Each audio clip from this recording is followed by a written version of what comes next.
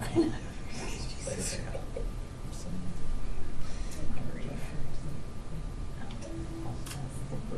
were you at? See his work, the executive director, he did that. Peaceful. Bill, you might need it a little bit. But still, Yeah, because I asked. like, parents do that for my godson. That's But it is 2 keys, Oh, but nice. I don't know what's wrong.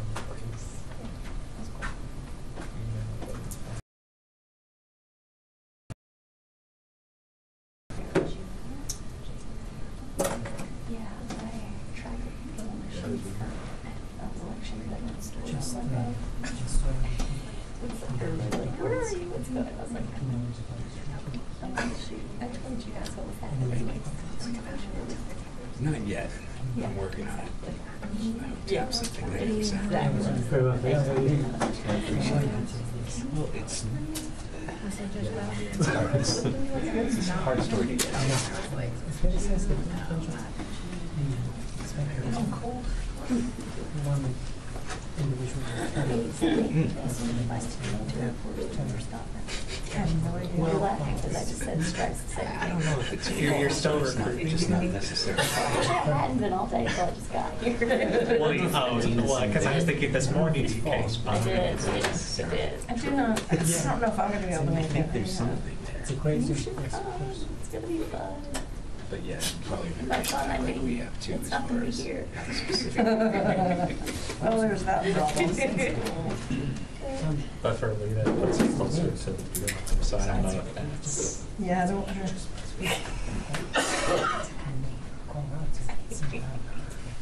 I like it.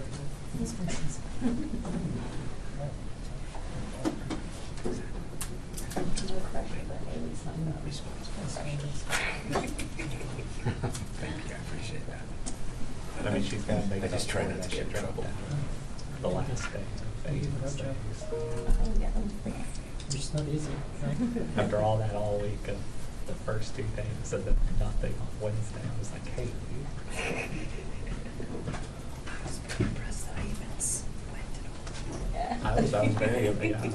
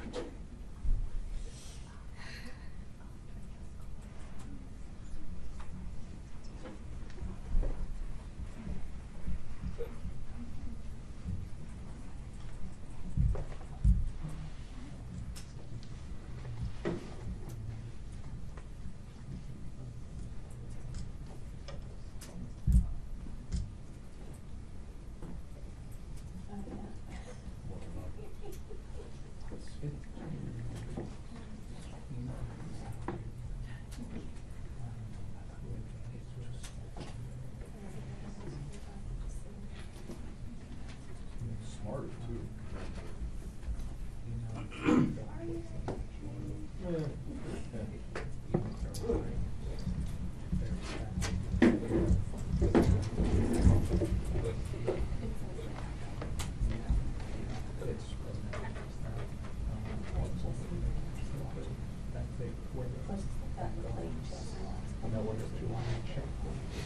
Wizard chess? That's right.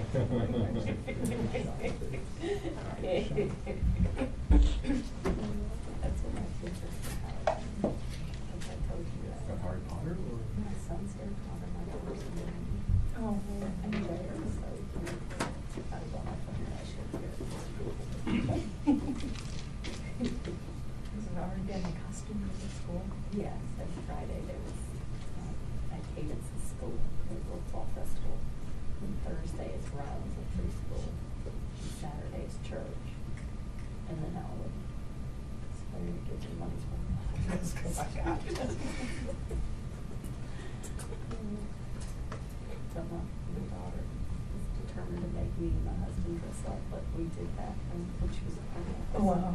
So now it's like a must. In fact, she says, I'm not dressing up for you dress up. So my husband was with Professor Snape, and the late great. The late great. Yeah, Professor McGonagall.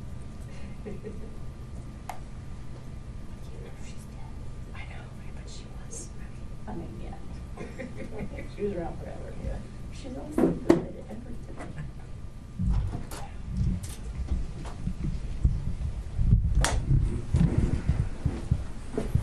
All right, well, good afternoon, everybody. Happy looking group today. Have just a few things at the top, and then I'll be happy to take your questions.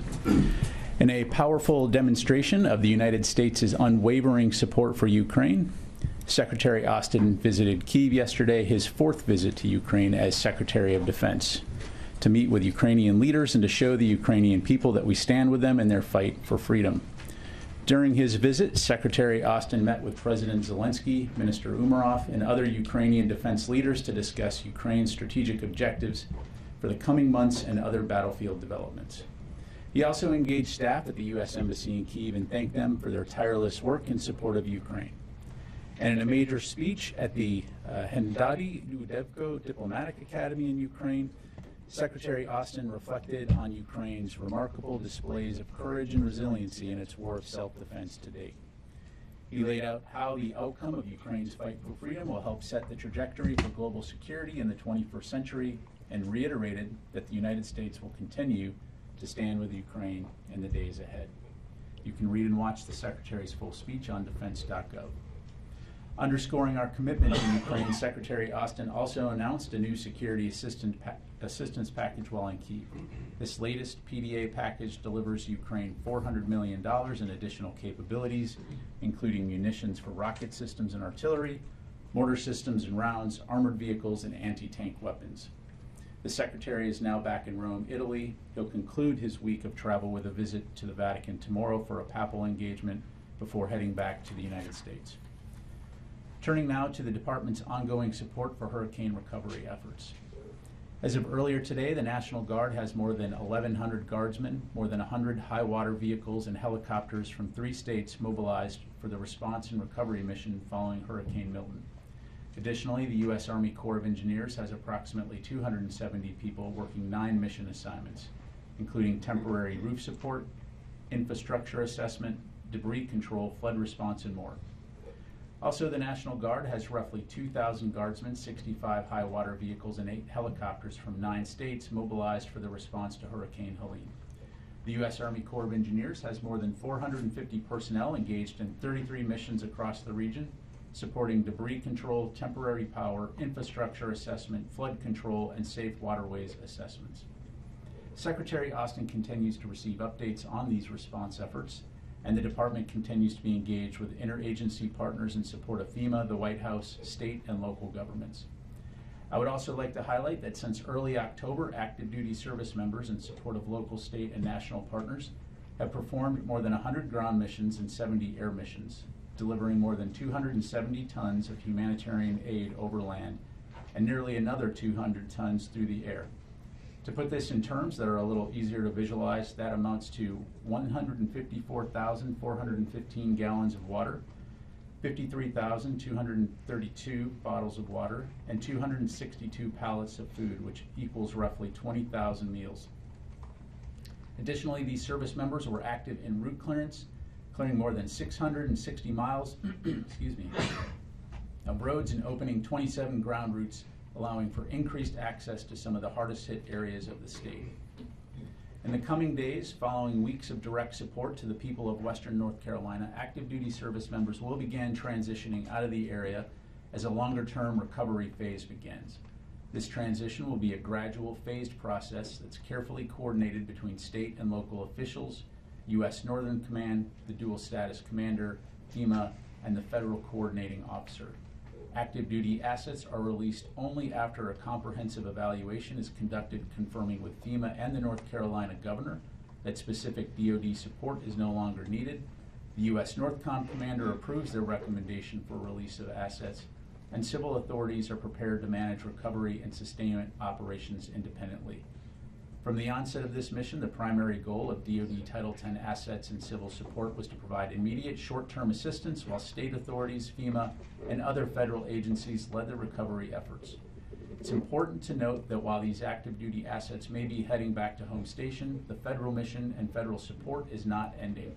As active duty service members transition out, the National Guard, FEMA, and other federal, state, and local agencies remain actively engaged to address ongoing needs, rebuild infrastructure, and aid communities and long-term recovery. The Secretary and his team are incredibly proud of the selfless service and sacrifice of all DoD service members involved in the hurricane response efforts, and he remains focused on DoD personnel and their families who may be impacted by the hurricanes. And finally, on Friday, October 18, U.S. Strategic Command announced the commencement of its annual Nuclear Command and Control exercise, Global Thunder. Global Thunder 25, or GT25, involves personnel throughout the strategic enterprise, including U.S. STRATCOM components and subordinate units. The purpose of GT25 is to enhance nuclear readiness and ensure a safe, secure, and effective strategic deterrent force. As in previous years, GT25 will include an increase in bomber and other aircraft flights throughout the exercise. Exercises such as GT25, which also involves personnel from the Pentagon, reinforce the importance of resiliency throughout the entire chain of command and are key to ensuring the department's ability to continue performing its mission essential functions in any situation. In addition to U.S. personnel, GT25 will involve key allied and NATO partners, including personnel from the United Kingdom, who will integrate into senior leadership teams and work across a broad spectrum of areas, offering policy support and operational insight. I do want to emphasize that this is an annual exercise and is not in response to actions by any nation or other actors or current world events. For any questions regarding the exercise, I recommend you contact U.S. Strategic Command Public Affairs. And with that, I'll be glad to take your questions. First question will go to Leah Baldor, Associated Press. Thank you, Pat. A couple questions on the leak. Can you say whether or not the Secretary has had any discussions with his counterpart or any other Israeli leaders on this leak, and to sort of fill them in on what the U.S. police, as of now, thinks happened? And has the Pentagon or the military taken any steps at this point to either determine if there are other leaks out there or to sort of stop or prevent anything additional from going out? And I have one follow-up. Okay, so just to confirm, you're asking whether or not the department has been in contact with the Israelis? Yes. Yeah. Yes, we have, but I'm just not going to be able to get into private discussions on that. And then, I'm sorry, the second part? Can you say if it was actually the Secretary that spoke with The Secretary has spoken with his counterpart, but again, I'm just not able to get into details on that. Okay. And the second part was, can you talk about any steps that the department has taken either to shut down any possible additional leaks or locate where this came from? Yeah, look, I mean, again, as you heard earlier today, the FBI is investigating the alleged leak of classified documents and working closely with the Department of Defense and the intelligence community on this. The investigation is in its first few days, so it's important to let that investigation run its course. As it relates to the safety or the safeguarding of sensitive information, that is, of course, something that we take incredibly seriously here at the Department of Defense, and will continue to do so. But as it relates to this particular allegation, as I'm sure you can appreciate, because it's under investigation, I'm just not going to be able to offer any more comment. And you said you had a follow-up? I have one quick follow-up. There's obviously been one Defense Department employee who has been named on social media. Can you say whether or not that person or anyone else has had either the security clearance limited or anything as a result of this investigation so far? Yeah, again, as I just highlighted, this investigation is in its first few days, and it's important to let the investigation run its course. To my knowledge, this official is not a subject of interest, and the department remains fully committed to supporting the investigation, and I'll just leave it there.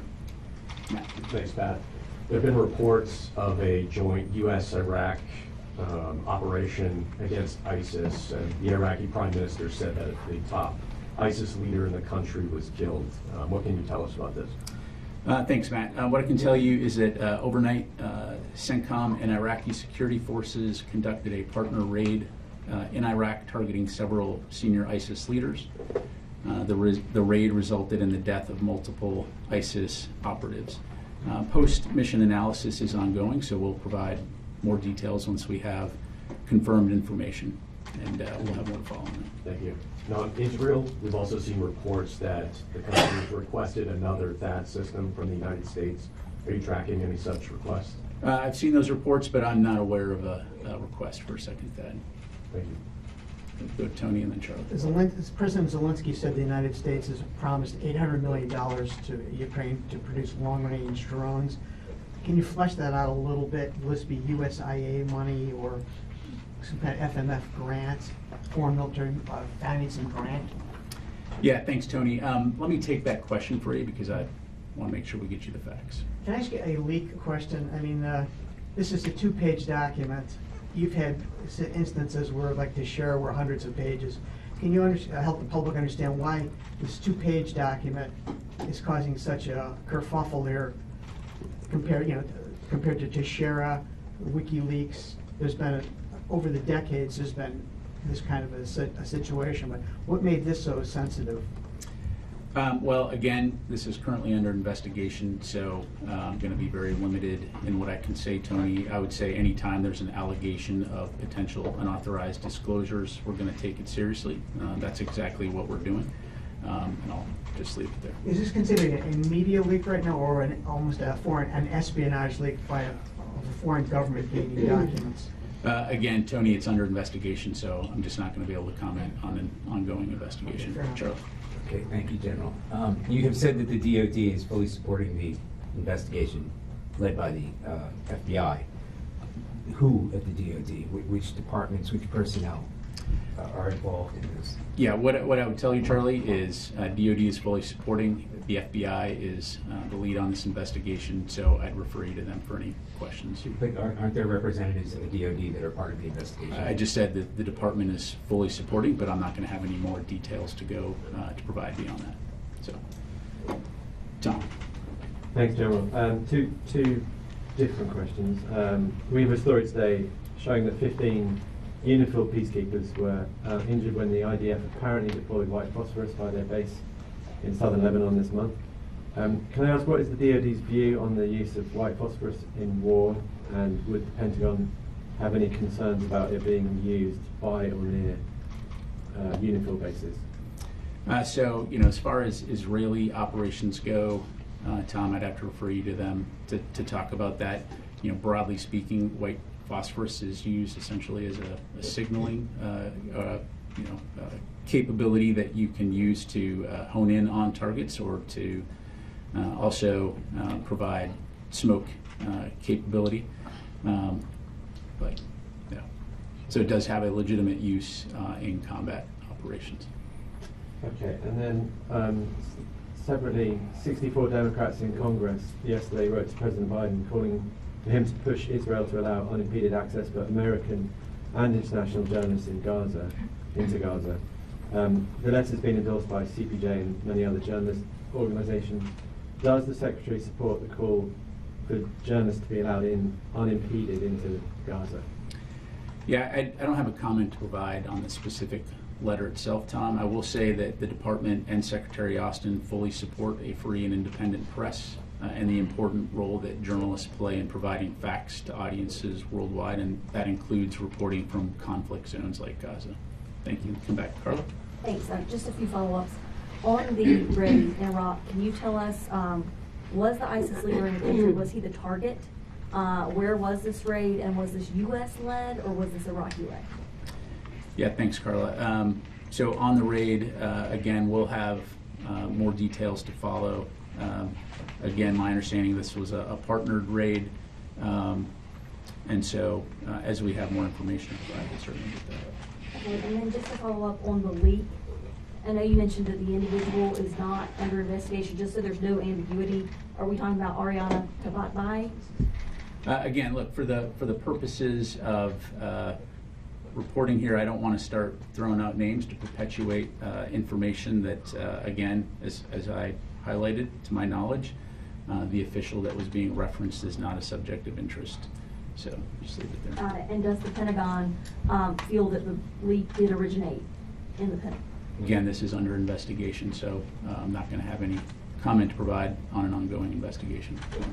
Pat, just a follow-up on the leak. Can you help us understand why the Pentagon isn't conducting its own investigation? You said you're supporting the FBI.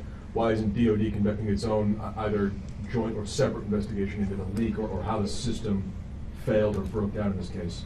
Well, I'm just giving you a statement of fact here, Orrin, and that is that the FBI is investigating the alleged leak and working closely with the Department of Defense and the intelligence community. And I'll just leave it there. Let me go back. Yes, no, Ro. Yep. Thank you. On Sunday, U.S. 7th Fleet destroyer conducted the transit through the Taiwan Strait with Canadian Navy. What message was the U.S. trying to send to China, given China's recent military drills around Taiwan? Yeah, thanks for the question. The Arleigh Burke-class guided missile destroyer USS Higgins and Royal Canadian Navy Halifax-class frigate HMCS Vancouver conducted a routine Taiwan Strait transit on October 20 through waters where high seas freedom of navigation and overflight apply in accordance with international law. The ship's transit through the Taiwan Strait demonstrates the U.S. and Canada's commitment to a free and open Indo-Pacific. The United States military flies, sails, and operates anywhere international laws allows. So, thank you very much. Yes, sir. Thank you, General. Yesterday, Amos Augustine, the envoy of President Biden, said when he was in Beirut that the conflict between Israel and Hezbollah had escalated out of control.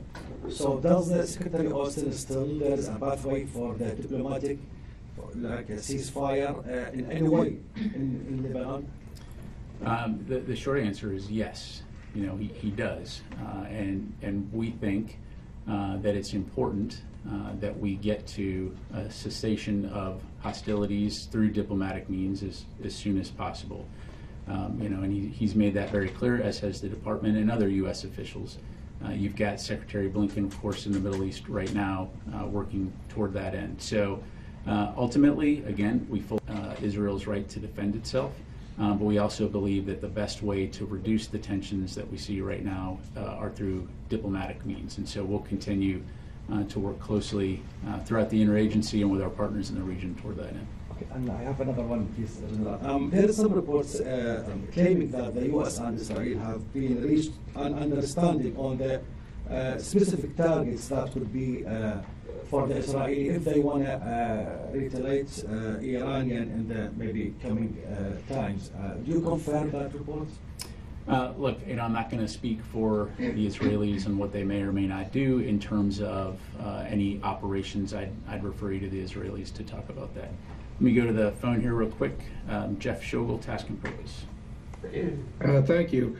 Our sister publication, The War Zone, is reporting that 11,800 North Koreans have deployed to Russia to fight in Ukraine, including some that are expected to fight in the Kursk region in Russia. I want to know, now that the DoD has had time, can it say whether North Korea has deployed troops to Russia to fight in Ukraine? I know you might say this is a question for Russia and North Korea, but their public affairs apparatus is lacking, and quite frankly, you're nicer. Thanks, Jeff. You know, in terms of updates, Jeff, you know, in order to, you know, give you the facts as I know them, right now we're looking into those reports. You know, as you've heard us say, that this development would mark a dangerous and highly concerning development, but we'll continue to keep you updated on information as we are able to make it available, and of course are, you know, consulting with our allies and partners in the region and around the world on this topic. Thank you. Let me go to Mike from Washington Times. Thanks, Pat. To change the subject for a second, DJI Systems, the Chinese drone company, has filed a lawsuit against the Pentagon and Secretary Austin for your decision to designate them as a, quote, Chinese military company. They say this hurt their bottom line. I was wondering if y'all have a statement or about that. Can you confirm any of that? Yeah, thanks, Mike. As I'm aware of the press reports on this, but we are not going to be able to comment due to ongoing litigation on this issue. So just have to leave it there for right now. Come back to the Jamie. Yeah. Thank you, General. Two questions on the dispatch of North Korean troops. North Korean fighter pilots were already training in Russia, and it was revealed that the dispatch of 1,500 special forces and several thousands ground troops and already been trained. Even though the United States has surveillance attached, but why the White House and the State Department ignoring the answer to this, and what is the Pentagon's position on this? I'm not sure I fully understand your question, Janie. Can you? Fighter pilots in training at Russia already been through. Why United States surveillance assets cannot catch this issue? Well, look, clearly North Korea and Russia have a relationship. As to the eaches of that relationship and the kinds of exchanges of information and training that they've had over the years, that in and of itself is not something that's necessarily new. But obviously we're continuing to keep a close eye on this as it relates to the situation in Ukraine. And as I highlighted to your colleague, when we have any updates on that to provide, we certainly will. Okay. South Korean President and the NATO Secretary General had a phone call conversation yesterday, and he mentioned the possibility of providing Ukraine with weapons of mass destruction, including 155 millimeter shells. How would you react to this? I'll let you said the South Korean? Yeah, I'll let the ROK speak for itself in terms of its decisions. We certainly welcome the Republic of Korea's support for Ukraine's fight for freedom and sovereignty, but I'll let them speak to any decisions they may make on that front. Go a couple more, Charlie. Yeah, I had another question I wanted to ask earlier. In terms of Israeli retaliation, Iranian counter-retaliation, we've seen this pattern where it's been a matter of weeks before either side would retaliate. Are you expecting that this might be more immediate, in fact, possibly even simultaneous, from the Iranians if attacked? Charlie, I'm not going to speculate or try to predict the future. But you've got to prepare for it. We prepare for a wide range of contingencies. And so, again, our focus has been on working with partners throughout the region to try to prevent the current tensions from spiraling into a wider conflict. I will say that continues to be our overarching aim, recognizing, again, that Israel faces multiple threats, and we'll do our part to help support their defense. But as far as what Israel may or may not do and Iran may or may not do, I'm just not going to get into speculating or talk about hypotheticals. For instance, having the THAAD in place before Israel retaliates, does that play into the calculus?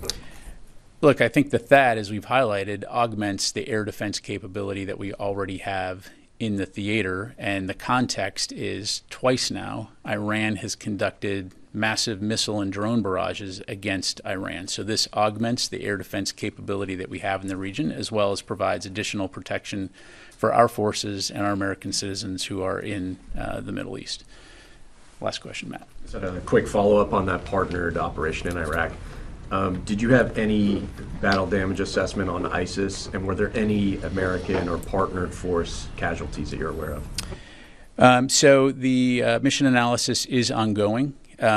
We do have reports of 2 U.S. service members that were injured. I don't have more to provide at this time, Matt. My understanding is that both of them are in stable condition being treated for their injuries, but certainly we'll have more to provide on that as it becomes available. Yeah. Where are they being treated? Again, that's the information I have right now. We'll keep you updated on that front. Okay? All right. Thanks very much, everybody. Appreciate it.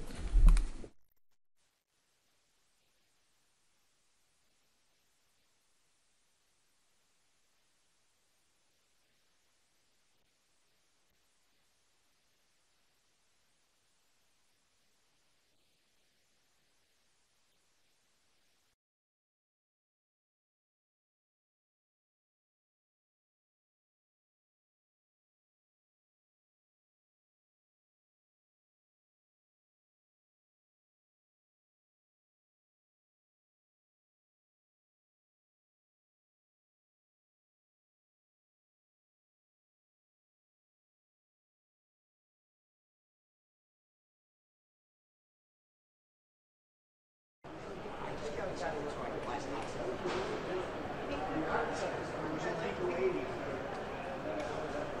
just put it back, whatever I took out, I just put it back in the book. Then I said to him, I said to him, he put 1,000 shares in the back.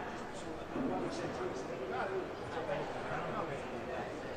So I've been using that company goods. Exactly.